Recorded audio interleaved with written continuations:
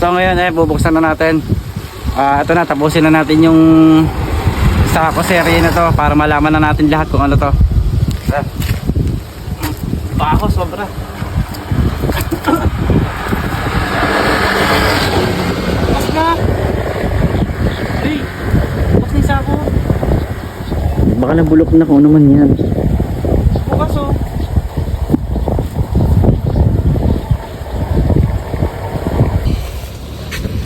So ayan, papakita ko na sa inyo kung laman talaga. Kasi pag talong ko, bukas na yung sako eh. Ayan o, ayan, yung sako bukas na oh. Hindi nakialam ng sako dito.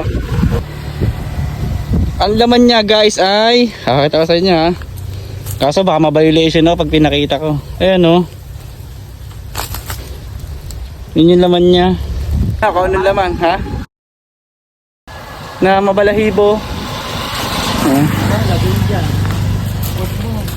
Ano? I-report mo.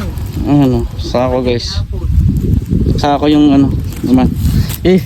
Hindi ko na masyadong papakita kasi mamaya ano pa ako, ma-violation pa ako dito. Focus mo talaga. Hindi pa, iba-blurred ko na lang. So yun, ganun lang no. So ito na yung ano, sa lahat ng mga nagtatanong, tapos na yung mystery ng sako. So ang laman ng sako ay hayop.